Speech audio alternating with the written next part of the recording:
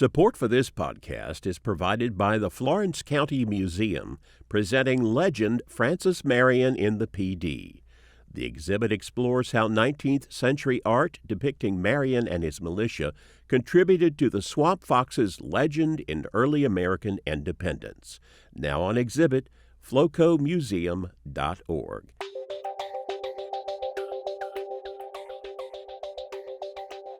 From South Carolina Public Radio, this is Walter Edgar's Journal. I'm Walter Edgar, and I'd like to welcome you to our podcast series about South Carolina culture and history with a nod to all things Southern. I'll be joined today by my producer and co-host, Alfred Turner. This is our fifth Friday edition for the month of June 2023. And with Independence Day just ahead, we thought it appropriate to look back on the Revolutionary War, focusing on some key battles and how they might well have been lost by American patriots and therefore have changed the course of the war. Our guest, Bob Thompson, will tell us about some of those battles and about how he put 20,000 miles on his car in order to walk revolutionary battlefields doing research for his book, Revolutionary Roads, Searching for the War That Made America Independent, and all of the places it could have gone terribly wrong.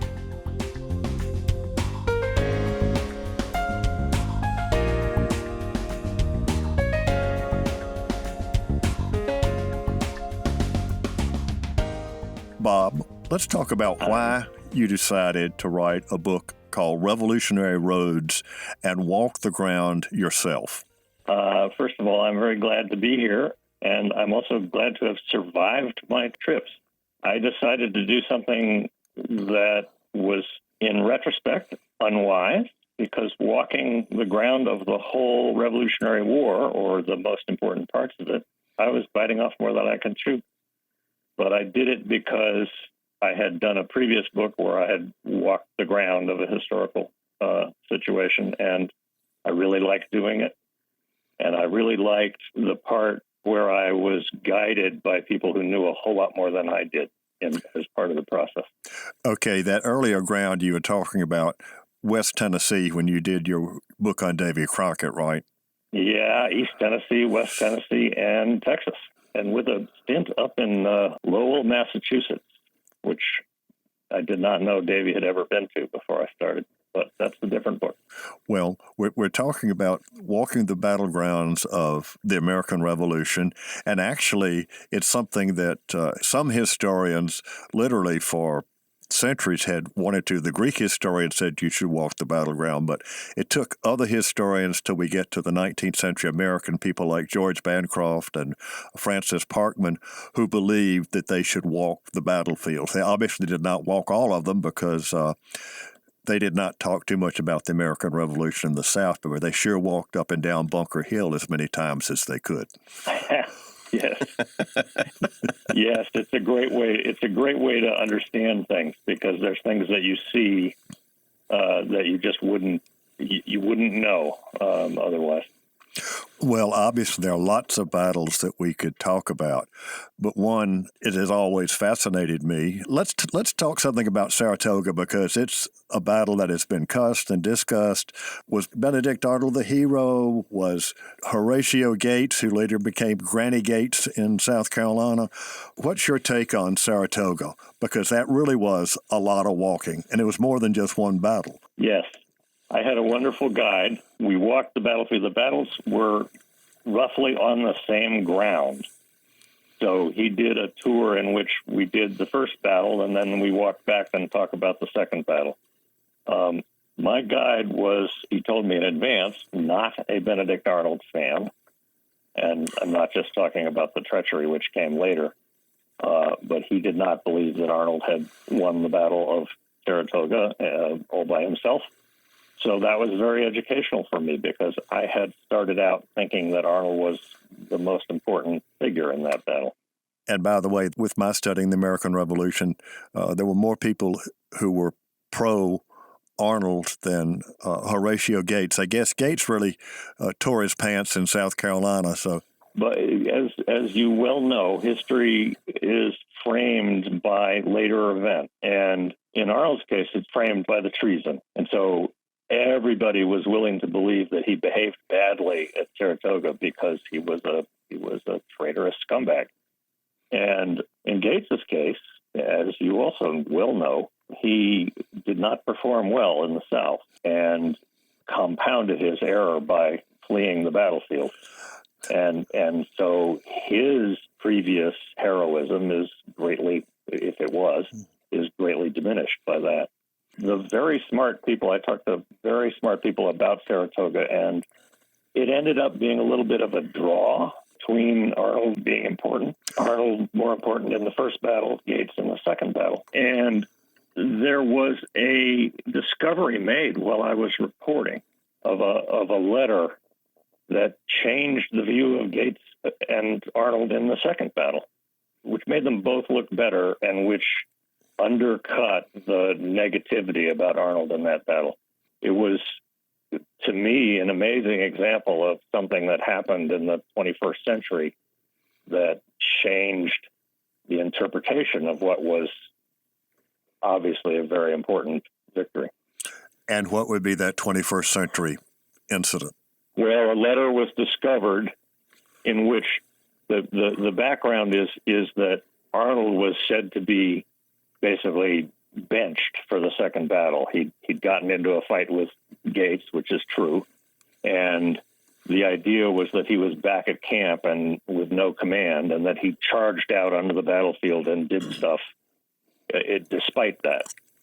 The letter, which is from a reliable letter writer who'd written another letter, it talked about Arnold and Gates cooperating, and Gates having sent Arnold out to do what he did in the battle. And that doesn't change the interpretation of the battle as much as it changes the interpretation of Arnold's role in it and makes it more important. Okay, let's go to the other side, because what Burgoyne, General Burgoyne, the British general, had in mind, as you lay out, he had a three-pronged plan to basically cut off New England from the rest of the colonies. Right. And by the time he was marching south from Canada with his mistress and his carts of wine and tents and all of that, he was down to one prong, wasn't he? He had two prongs for a while. The third prong never materialized because that was supposed to be General Howe sending troops up from New York. And Howe decided on his own, to invade Philadelphia instead. There was not very good communication, and there wasn't very good coordination by the powers that be in London. I've just got to say, sitting here in the bleachers, hearing you say, well, he just decided instead he'd go capture Philadelphia. Was this an unusual occurrence for someone in command of a group of soldiers to say, I'm not going to do that. I'm going to do this. Well, there's complications about whether and when he communicated this and whether he might finish taking Philadelphia and still be in time to help. But the short version was he was very slow. He didn't get started until late, and he was in no position to help with that campaign. Okay. And, they were competing generals, and their boss was in London. So it was a remarkable oversight, however. I mean, it was a stupid thing to do. Yeah. Okay, let's get back to Burgoyne, because Saratoga, like almost every battle, it doesn't go according to plan, and it's almost like chaos theory. A little something happens, and that changes the whole scheme of events. Well, one of the things that happened with Burgoyne happened before the battle, as he was slowed down in ways that he hadn't expected. He should have been in Albany, which was his initial goal, well before the battle, but stuff happened, and he didn't get going in time. In the battle itself, he didn't really know where the left wing of the American army was. So he sent his troops out, and there was a problem in communication between him and his right wing under General Fraser, and they just didn't coordinate. I don't know whether that's what you're thinking of in terms of the one thing, but there were a lot of problems on Burgoyne's end of the whole invasion. You walked the battleground. Describe what it looks like today. It is a beautifully preserved battlefield park. It's one of my favorites. Of the big ones, it's really well preserved. What it looks like is sort of rolling countryside divided by deep ravines. And Gates, he had chosen a very good defensive position. So for the British to attack him, the only way they could do it, because of the ravines and the nature of the defenses, was to come around the British right, the American left. And they didn't, as I said, they didn't quite know where the American left was, and they never got there. Meanwhile, Benedict Arnold, aggressive general that he was, sent his half of the army. He controlled half of the army, and he sent them out to confront them before they got around with their cannon to attack the defenses. I think it was Arnold's move that day, with some reluctance from Gates. Gates wasn't sure he wanted to do that, but he let him do it. And that changed the equation, because they fought the battle farther out, that's farther away from the defenses than was expected. Benedict Arnold was wont to say that the brutal murder of a young American woman in New York had a lot to do with the rising of the militia on the Patriot side. She was scalped by Native American allies of the... That is true, that she was killed, and it was a very unfortunate incident. Eric Schnitzer, who's the very knowledgeable park historian at Saratoga, does not think that incident had anything to do with what happened in the battles. And he explains this by saying that militia in New England, which may have been a little different than the partisans in the South, but militia in New England didn't go anywhere without orders from local governments. And the local governments in New England were withholding their militia because they thought Burgoyne was maybe just going to come across directly into New England. And as soon as Burgoyne crossed the Hudson, they knew that he wasn't doing that, and so they released their militia, who got there in time to be pretty helpful in the second battle. None of this had anything to do with the poor young woman. Yeah, Jane McRae. Jane McRae, yes. And that has come down to us in history because Gates used her killing as propaganda, so there's some of that around. And it just became one of those stories. And the most influential person in popularizing that story was Kenneth Roberts, the well-known historical novelist in the mid-20th century, who made that a very big part of the story. And it's just one of those things that didn't really happen the way we think it happened. Yes, history does get changed over time, and emotional propaganda, as this was in New England, of course, we came to down in the South when you got to Bannister Tarleton, Bloody Band. Yes. Propaganda, which the British even talked about it being propaganda. I mean, Cornwallis he's so upset. He said, "I can't believe all the lies they're saying." Well, now, what was the main lie that was out? Or were there more? There was more than one, I take it. There were lies on both sides. Yeah. The most important, whatever you want to call it, the most important impact on the rising in South Carolina was the Battle of the Waxhaws, which was a terrifically one-sided British victory by Tarleton, who was pursuing some Continentals who were trying to get back into North Carolina after Charleston fell. And the story of that battle is that the American commander made a terrific mistake, which was he lined his men up in a defensive position and ordered them not to fire until the cavalry, I've forgotten the exact distance, but the charging British cavalry were, 100 feet away or something, because they'd been ordered to hold their fire, which is something that might work with infantry. So that did not deter the cavalry at all. They smashed into the defenses, and it became a brutal battle. The propaganda question, I'm not sure whether the word I mean, I literally don't know whether the word propaganda had been invented at that time. I'm curious. It may not have been, but that was clearly the inference. It's what happened. The feeling on the American side was that Tarleton's men had killed an enormous quantity of the defenders as they were trying to surrender. And very brutally. They were, unlike portrayed in several movies where they're shot, they were hacked to death with bayonets and cavalry sabers. Yes.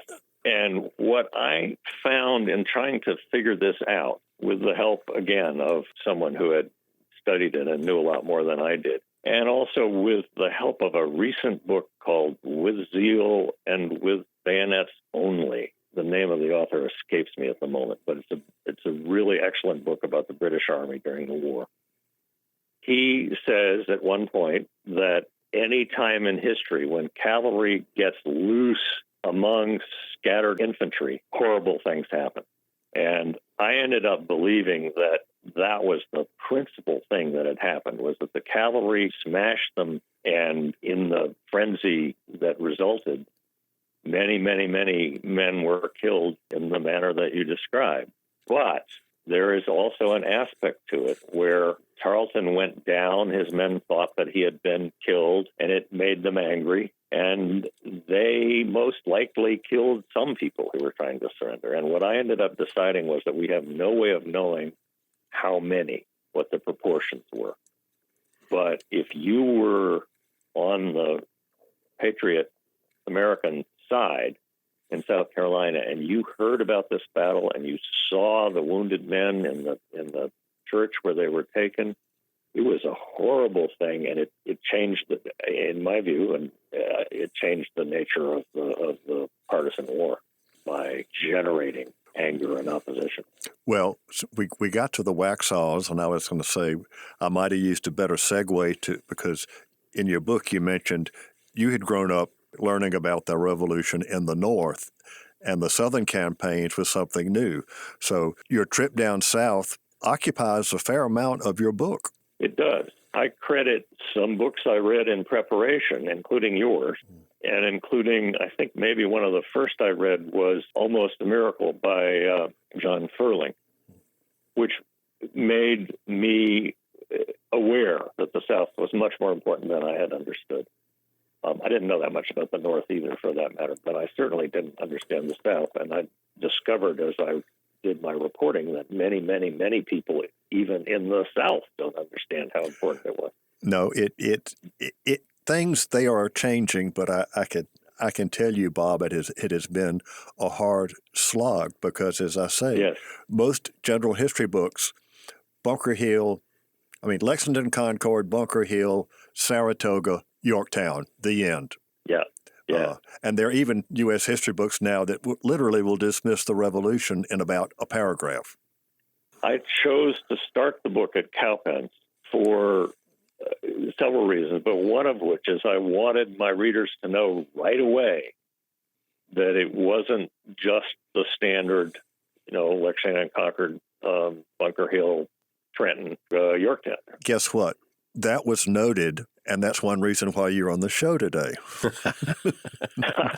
Well, I'm glad. Well, I put it out there front. I also need to credit one of the reasons I did it. I was thinking about starting with Monk's Corner, which is a much more obscure battle, but also important. What happened with Cowpens was I met a guy named Steve Rausch, who's an Army historian, who had led 100 staff rides with military guys at Cowpens, and he offered to take me along as long as I kept my mouth shut. That was just an education that I couldn't pass up. So that's the second reason that I started there as opposed to someplace else in the South. All right. Alfred, do you know what a staff ride is? No. The impression I get from the thing is that you take your general staff on a ride. Go ahead, enlighten me. Yeah, it's a training exercise, and almost no one knows what it is unless you're military, and even in that case, mostly Army. Mm-hmm. The Army developed it in the middle of the 19th century, and the reason it's called a staff ride is it was done on horses. but it's a training exercise in which modern officers are taken on old battlefields to find out if there are any lessons from those old battlefields that are still useful to them today. And I call my book a kind of a ridiculously ambitious staff ride of the whole war, but I've gotten that question all the time because and I explain it in the text, but Right. Really nobody knows who it is, what they are. Well, I have to ask, you're talking about Cowpens now. It was an incredibly decisive battle in the South. Yes. And you walked the Cowpens Battlefield. Now, Walter, correct me if I'm wrong, but they've done some changes to that battlefield to make it more like it was in the day. Yes, when the Cowpens Battlefield first began to be restored as a site, they were treating it like a park. People were planting trees and doing all sorts of things to make it beautiful. Mm-hmm. And in the last 10 or 15 years, they have tried to recreate the landscape, including planting bamboo canes around a marshy area that were cover, and also channeled the British troops into the battlefield. So they've tried to make it as much like the 18th century battle site as they can. And less of a Victorian-style park. It is no longer a Victorian glade. Okay. That's correct. Yeah. Yeah, I think they've done a very, very good job with the physical battlefield. The question of what actually happened there gets a little more complicated. It does, and it's a battle still studied at the Command and General Staff College. When it's discussed, it says this basically was Morgan's plan, and that it unfolded just the way he planned it. Well, no battle really does. Let's go through the Battle of Cowpens, since you did start with that. I went a couple of times, actually. I walked it carefully myself, and then I went back with Steve and his staff ride and listened to what he and his students were saying. Morgan had a good plan. He had an excellent plan. The heart of his plan was to use the militia, of which he had many more than was first thought. He knew that they couldn't stand bayonet charges. He knew that there were things he couldn't ask them to do, and he didn't want to ask them to do what they couldn't do, which seems entirely sensible, and it's surprising that nobody thought of it before. So he set them up in a line and told them to get off 2 shots, some people say 3, and then retreat in an orderly fashion. And he made clear that they understood what they were to do. And that happened. That worked. It wasn't quite clear that they were going to come back into the battle, but they were behind the Continental lines, and they might. And what happened was the decisive moment in the battle came when there was a mistaken order, a misunderstood order. The Tarleton brought up his reserves, and they were charging the Continentals from their flank, and the Continental part of them were ordered to wheel to face the charge. But the heat of battle, a lot of noise, a lot of smoke, a lot of chaos, and they thought they'd been ordered to retreat. And when they started to retreat, the whole rest of the Continental line began to retreat, which was not the plan. That was not Morgan's plan. And Morgan and the Continental commander got together and halted them. And meanwhile, the British, who were tired and hungry but very good fighters, lost their discipline, thought they'd won, and charged forward. And that's the moment where the battle was lost by the British, because they were then wiped out by the Continentals, and the militia came back into the battle. The cavalry came around, and it was no contest at that point. And you mentioned the militia turned around and the cavalry came in, and this is the beginning of the story of Morgan's planned double envelopment of the British.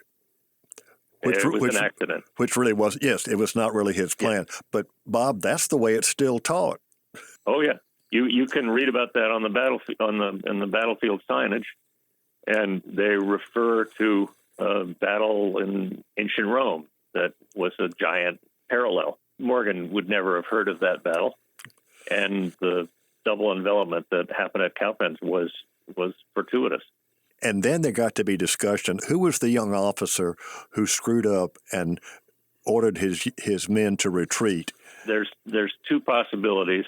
I'm not going to be able to summon the names at the moment because they're not really well known. But the crucial point about that, and if somebody wants to read the book, it's explained better, is that if that order had been understood properly, those two sections on the end of the Continental Line would have turned to face the enemy and been rolled up. This is a observation that was made by Jim Piketch, who's a historian who was very helpful to me in many circumstances. And he says the actual victory was a result of the fact that the retreat had been made and the British lost discipline. And if the British had rolled up the line, the militia would never have come back in, and the battle would have been a disaster. Well, and the Americans were in a better position once they had withdrawn. Yes. Walter, you've read this. I'll ask you is this something that makes sense to you? Well, it does. I mean, it's, to me, one of the best books about what happens in battle is Tracy Powers Lee's Miserables about the Civil War. And it's based upon hundreds of letters of these men in the Army of Northern Virginia. And what they do in battle is not exactly what was ordered, and what they're seeing in one place is not seen by somebody in another. And in the confusion of the fog of war, a lot of things happen. And then when it's all over, somebody wants to take credit for it. Somebody gets the blame for it. In this case, it was a victory. There was some finger pointing. Well, you should have done this. You should have done that. But hey, Morgan's a hero. He's a military genius. They teach the double envelopment. But I love the way you ended your introduction about Cowpens. If we care that the Revolutionary War came out the way it did, however, we might want to dedicate a statue to the unknown dude who screwed up at Cowpens. I'm in favor of that. You could put a few of those statues around. I can see the inscription. Here is the statue in honor of the unknown dude. That's good. Yeah, the inability for people to see a battle whole when they're in the middle of it is it's a great point that a lot of people don't understand. I learned that in reading about Pickett's Charge for a magazine story I did, where there's a lot of documentation of people's memories of Pickett's Charge and what happened, and very, very hard to know what's happening 3 guys away from you. We hadn't talked much about you. Let's talk a few minutes about what you do. You're a journalist. You write feature articles. I'm a retired journalist, but when I was working at the Washington Post, I was very, very fortunate in having the freedom to write long feature articles, often on things that I wanted to write about. And Pickett's Charge is an example. Nobody at the Washington Post wanted to have a story about Pickett's Charge, but I just said, gosh, it's interesting. And this good historian named Carol Reardon has just written a new book, and why don't I go walk the battlefield with her? And they said, sure. That's what I was trying to replicate and was lucky enough to do over and over, was to find people like, for instance, Charles Baxley in South Carolina and Steve Roush at Cowpens, and my Saratoga guide, Jim Hudo, and many more who, again, knew vastly more than I did and were able to explain it. And I got to decide, if there was stuff that I doubted, I didn't have to put it in, but it was just a tremendous education for me. Well, I'm sorry you didn't have a guide at Kings Mountain. I am as well. And did you notice it's the absence? And can you tell me what I might have learned? Well, the one thing you might have learned is the cairn there for Ferguson, the British major who was killed. People are sometimes not just placing a stone on the cairn in Scottish honor. They are throwing stones at the marker that was erected, and you may have seen the marker was somehow defaced. And this came home to me very bluntly about 10 years ago. I was leading an alumni trip for the University of South Carolina, and a number of older folks were on it, and I was prepping them for the walk up the mountain. And I mentioned the Cairn and these two women who were natives of Spartanburg County, and they must have been in their 70s. And they said, when we were little girls, on the anniversary of the battle, our grandparents and the other members of this little Presbyterian church would go up and throw rocks at Ferguson's marker. Oh. Now, this is early 20th century, so the feelings were still pretty strong in upcountry South Carolina. Yes, and I did hear about that. A volunteer at the Cowpens Visitor Center told me about that kind of thing happening. Jack Buchanan, who is someone else whose books were very valuable to me, is very good on Ferguson's inflated reputation as a great officer, and that was not the case. Well, I mean, why on earth did he choose to stop instead of going on into Charlotte to meet up with Cornwallis? Why did he pick this monoduct? It's called Kings Mountain. It's actually a strange rock formation that's isolated, and go on the top of it. There was no way to do any kind of fortification.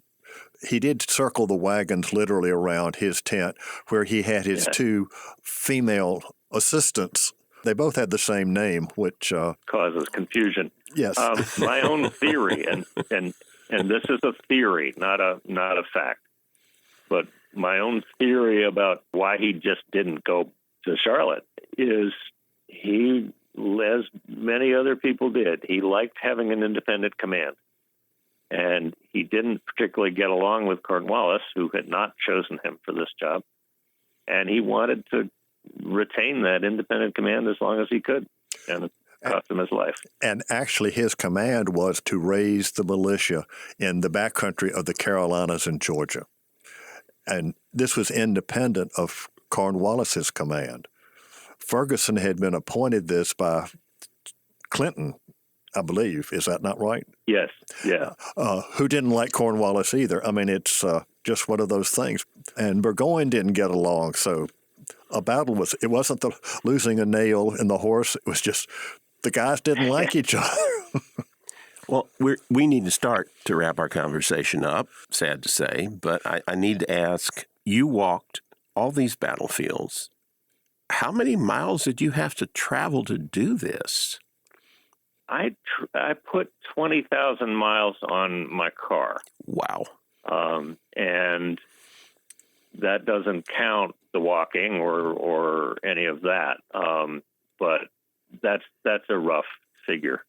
Well, before we wrap up, as you look at the whole scene of the American Revolution, what would be your favorite battle? The one you enjoyed studying the most?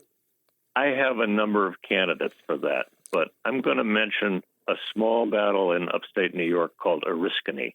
And that was the second prong of Burgoyne's campaign, which we don't have time to go into. But Oriskany was a truly horrific small battle between New York State rebel militia on one hand and the prong of Burgoyne's campaign that included many Native Americans.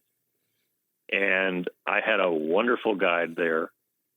It was raining, which was historically accurate for the battlefield. And we had the small, beautiful battlefield to ourselves, and she just told me the story. And so I think that's one of my top moments. Well, Bob Thompson, the author of Revolutionary Roads, Searching for the War That Made America Independent, and All the Places It Could Have Gone Terribly Wrong. I want to thank you for being with us today on The Journal. Thank you, Walter, so much. This has been a great conversation, and I really enjoyed it.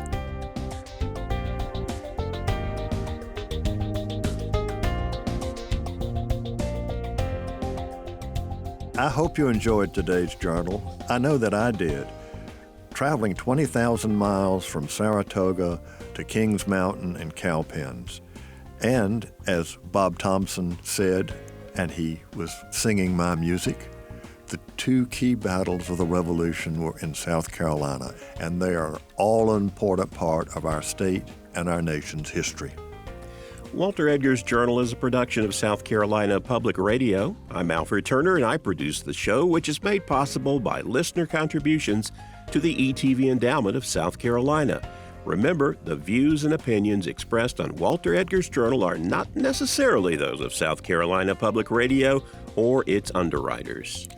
New episodes of Walter Edgar's Journal are published on the first and third Fridays of the month and are available at southcarolinapublicradio.org or wherever you get your podcasts. We'll talk again soon.